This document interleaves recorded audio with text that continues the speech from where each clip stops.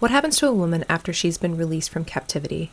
After she is released from the shackles of expectations and I should be mentalities? Initially, we're liberated. We're finally free to explore. But usually, that exploration leads to poor decisions out of rebellion and lack of instinct. We don't choose to look inward because that would be too painful. We're scared of what ashes we'll find if we did take a moment to sit still. So instead, we mask our avoidance with reckless decisions and no concern of traveling the world ungrounded. And this is not living wild. This is living feral.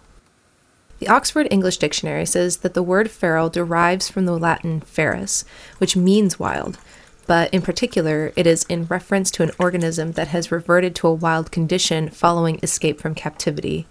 In Estes's writing, she says that there is a specific loss of instinct that differentiates being feral and from being wild. She tells the story of a girl and her handmade shoes. The story follows a poor girl who makes herself a pair of red shoes out of scraps. But when she is taken in by a wealthy, strict woman who disapproves of her handmade shoes, she is forced to adopt more appropriate behavior and attire, dressing cleanly in shades of white and beige. Eventually, she is given a pair of new shiny red shoes, ones not made by her, but beautiful and alluring. Once she begins to wear them, she cannot stop dancing. The shoes carry her away, eventually leading to exhaustion, destruction, and the loss of control over her life. The only way to stop the madness is through a painful severing of her feet from her body. Estes states, the symbol of shoes can be understood as a psychological metaphor. They protect and defend what we stand on, our feet. In archetypal symbolism, feet represent mobility and freedom. The handmade shoes of a poor girl shows us that she is rich in spirit and resourceful in her creativity. She doesn't need money to feel rich. When the wealthy woman comes and takes away her shoes and old clothes, this becomes a metaphorical severing before the physical one at the end. The metaphorical severing is the capture. It is the cage in which we find ourselves, and we react out of fear whether we know it or not.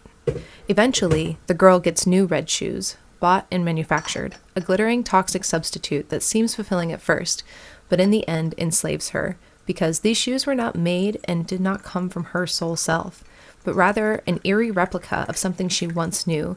This familiar copy ensnares the girl in addiction and compulsive behavior.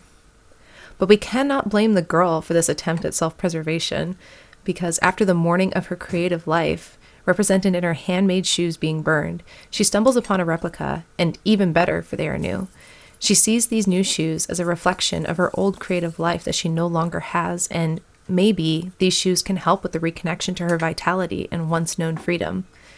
What she doesn't know is that these shoes are merely a mirage, for they did not come from her. They are being sold to her as a memory of what she once knew. The shoes then take advantage of the girl and take on a life of their own, leading to compulsive and destructive dancing, an addiction to something that once represented that expression of freedom. Estes says, addiction begins when a woman loses her handmade and meaningful life and becomes fixated upon retrieving anything that resembles it in any way she can. In the story, the child tries again and again to reunite with the new, diabolical red shoes, even though they increasingly cause her to lose control.